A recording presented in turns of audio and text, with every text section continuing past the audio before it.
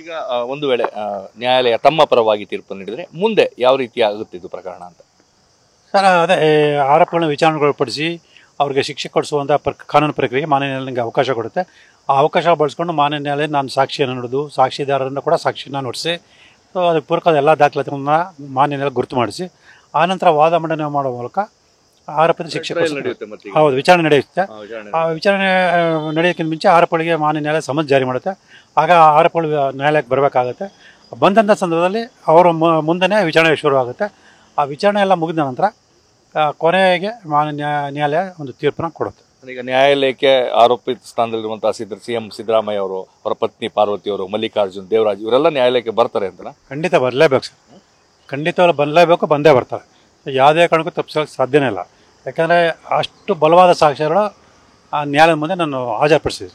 ಈಗ ವಿಚಾರಣೆ ಶುರು ಆಗುತ್ತೆ ಅಂತ ವಿಶ್ವಾಸ ಇದೆ ನಿಮಗೆ? ಖಂಡಿತ ಆದಷ್ಟು ಬೇಗ ಅವ್ರನ್ನ ವಿಚಾರಣೆಗೊಳಪಡಿಸುವಂಥ ಕೆಲಸ ಹಾಗೆ ಆಗುತ್ತೆ. ಅಂತಿಮವಾಗಿ ಏನಾಗ್ಬೋದು ಸರ್ ಈ ಪ್ರಕರಣ ನಮ್ಮ ಪ್ರಕರಣ?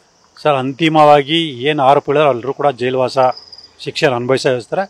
ಮತ್ತು ಏನು ಅಕ್ರಮವಾಗಿ ಮಾನ್ಯ ಮೈಸೂರು ನಗರ ಪ್ರಾಧಿಕಾರದಿಂದ ನಿವೇಶನ ಪಡೆದಿದ್ದಾರೆ ಆ ಎಲ್ಲ ನಿವೇಶನ ಕೂಡ ಈಗಾಗಲೇ ಮುಖ್ಯಮಂತ್ರಿ ಸಿದ್ದರಾಮಯ್ಯ ಏನು ವಾಪಸ್ ಕೊಟ್ಟಿದ್ದಾರೆ ಅದೇ ರೀತಿ ಬೇರೆ ಎಲ್ಲ ನಿವೇಶನ ಕೂಡ ವಾಪಸ್ ಬರುತ್ತೆ.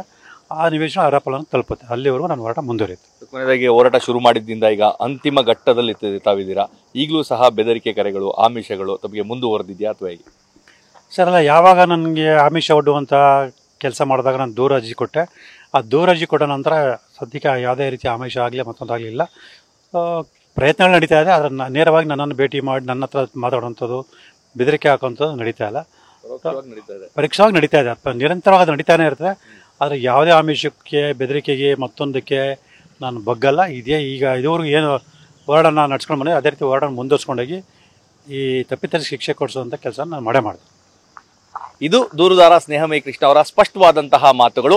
ವಾದವನ್ನ ಮಂಡಿಸಿದ್ದೇನೆ, ವಿಶ್ವಾಸ ಹೆಚ್ಚಾಗಿದೆ. ಈ ಒಂದು ಪ್ರಕರಣದಲ್ಲಿ ನನ್ನ ಪರವಾಗಿ ತೀರ್ಪು ಬರ್ತದೆ. ಮುಂದೆ ಖಂಡಿತವಾಗಿ ಆರೋಪಿಗಳು ನ್ಯಾಯಾಲಯಕ್ಕೆ ಬರ್ತಾರೆ, ಶಿಕ್ಷೆ ಅನುಭವಿಸ್ತಾರೆ ಅನ್ನೋ ವಿಶ್ವಾಸವನ್ನ ವ್ಯಕ್ತಪಡಿಸಿದ್ದಾರೆ. ಕ್ಯಾಮ್ರಾ ಪರ್ಸನ್ ಪ್ರಮೋದ್ ಜೊತೆ ರಾಮ್, TV9 ಮೈಸೂರು.